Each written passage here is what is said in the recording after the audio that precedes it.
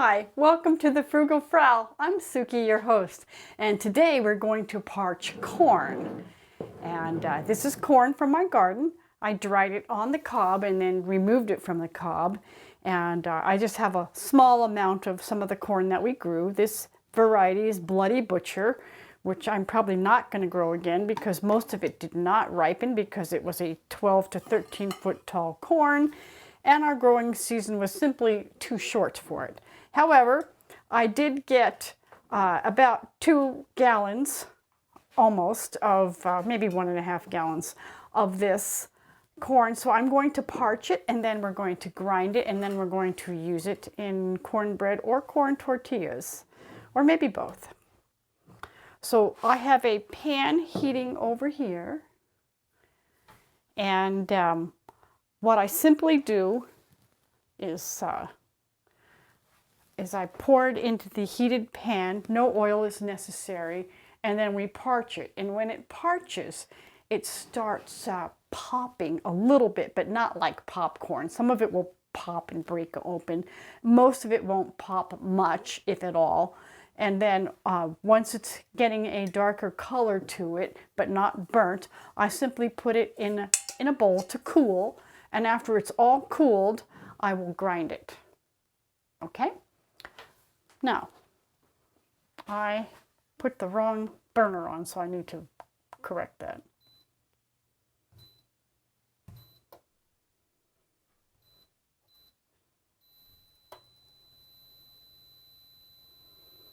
So I have my pan preheating over here.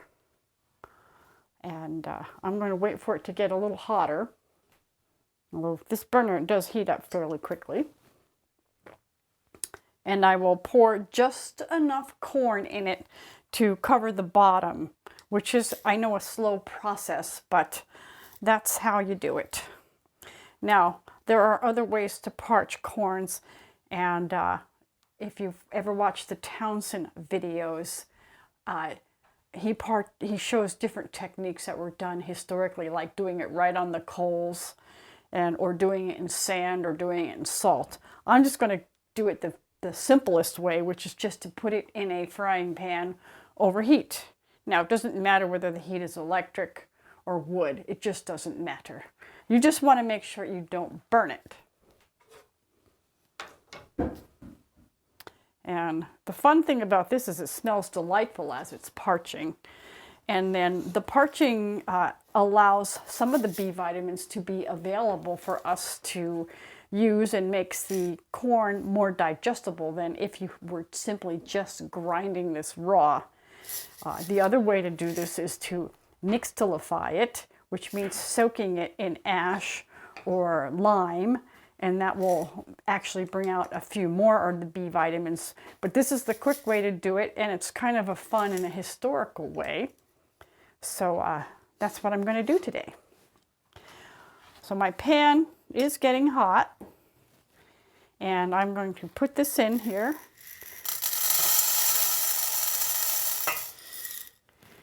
And I have it a little bit more than I wanted in there. It's not that hot, so I'm going to take some of it out. I was a little aggressive with my pour there. All right, that's good. Now I just simply have to stir this and keep stirring it so that I do not burn this. So we're going to switch to the overhead camera now so you can watch this process, and then I will speed it up for you so you don't have to be totally bored by this. Okay, the corn is starting to smell very good, and if you were to examine some of the kernels, you can see that they're swelling up, and there's a little bit of popping going on too. I'm not really seeing in this particular variety, oops, that one popped right out of the pan. I do have a lid I can put on here, but I'm a little reluctant to use the lid. I simply because I want to make sure I'm stirring this and not burning this. And the other thing you could do with this corn is you can actually get it pretty dark, and then you could crush it a little bit or grind it up, and then you can use it to make a hot drink. And it has a sort of coffee-ish like flavor. And if you've ever roasted dandelion root, it's kind of like that. And you can hear it popping. But notice that this is not popcorn, and it's not really popping into a nice big blossom like popcorn would pop.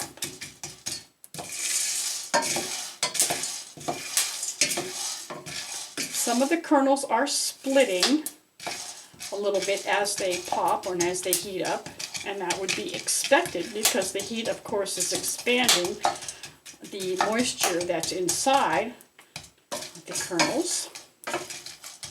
And of course, I know that there's a real big science to growing popcorn with the correct moisture content so that it pops readily. And I grew some popcorn last summer, and it pops okay. It's not great. It was just kind of a fun experiment, and I honestly did it because the picture of the kernels on the cobs were so pretty. It was a pink variety, and I just planted it for fun. I probably won't do it again because corn takes up a lot of space in the garden, and I'm not going to utilize the space for something that wasn't a truly successful crop and something that's not necessary. Popcorn was just kind of a fun thing. And you can see that some of them are just popping right out of the pan.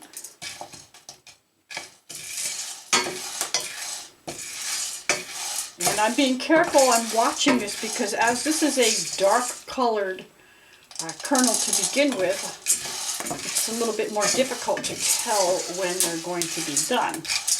And I'm going to let these go a little bit longer, and now I'm going to continue to stir it. I'm showing you this kernel because that's about as much as this particular variety of corn is popping. So it's just merely split its skin. So I wanted to show you that just for fun.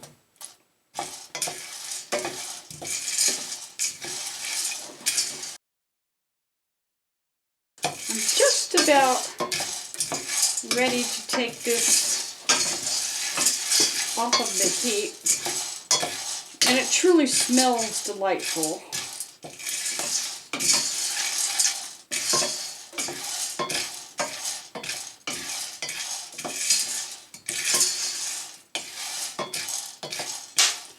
Okay, I am ready to remove this from the heat. And here we go. Nice and hot and lovely. I'm not sticking my fingers in there because this is quite hot. Anyway, so I'm going to proceed and probably do quite a bit of this tonight, but I won't show you all of that because it will take very much too long. So, but I just wanted you to see the basic process or how this could be done. Now, if I had a big giant pan over a campfire, that would be cool, but I don't have a big giant pan. That's my frying pan, the only one that's not cast iron that I own. So, but this is adequate. I don't currently have my wood stove going because it's late in the evening and I didn't want to fire it up, and it's not the coldest of evenings, so I don't want to get too hot. So, there you go. Okay, I am going to parch this batch of corn much more than I did what I'm going to grind. And the reason why I'm going to do this is because I'm going to use this to make a hot beverage similar to coffee, or, you know, what used to be called postum, or people also do parched or baked dandelion root and grind it up. So So this is similar to that. So I wanted to show that you have to actually parch it darker than you would for the flower. So just going to let this go quite a bit, and I have to watch it carefully because it's such a dark grained corn to begin with. I don't want to cremate it. I just want to get it fairly dark, and then I can show you at the end the difference between the unparched corn, the parched corn that I'm going to grind up for flour, and then the super parched, which will be used to make a hot beverage similar to coffee. In which case you just grind it up a bit and then pour hot boiling water over it and let it steep a little bit.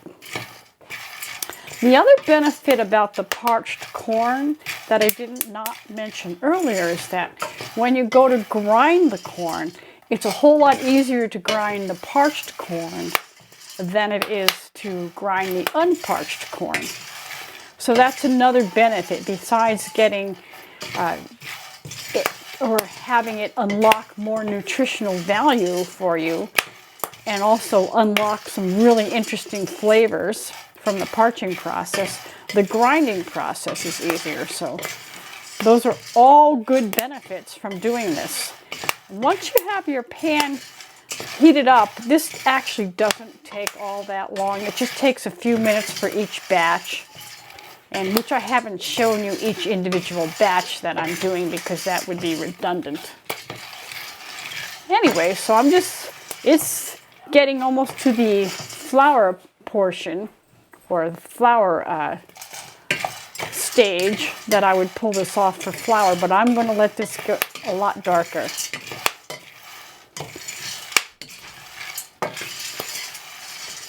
And then I had mentioned earlier that we had grown popcorn too, this pink popcorn, because it was pretty. I'm probably going to end up parching all of that and just grinding that too, because it really didn't pop well enough for me for whatever reasons, for whatever moisture content reasons. Or maybe I over dried it, I don't know. But I'm not too worried about it because I can use it, you know, as a parched corn into a corn flour product. So okay, my batch of corn that I'm going to use for the coffee-like drink, for lack of a better term, is nearly done. And the way I can tell this is that the lighter colors of corn in this batch are nearly as black as the darker colors. And that was how I was judging if this was done or not, because a lot of this corn is so dark to begin with. So I think this is done, and I'm going to pour it into this bowl so that we can compare the color differences of the flour parched, the drink parched, and the unparched corn. So first I'll show you the unparched corn, and there is a little bit of this really dark corn is Montana Murato, so that's kind of mixed in with some of my Bloody Butcher, because I really didn't care at this point because it's all getting used for parching at some level. So you can see it still has, at least the red kernels still have that bright reddish color, and in that which it's actually still warm, parched for flour, that color has now become much duller. You know? So you can see the difference there. And then, compared to the flour parched level versus the very parched for the beverage, that is much darker. So you see how I let the lighter color kernels get almost as black as the very, very deeply colored Montana Murato, which is dark no matter what. But the characteristic of the kernel changes a bit upon parching, so you can actually see that it loses some of its brilliance and shininess and becomes even deeper. But that's just to show you the different levels of parching that you can do.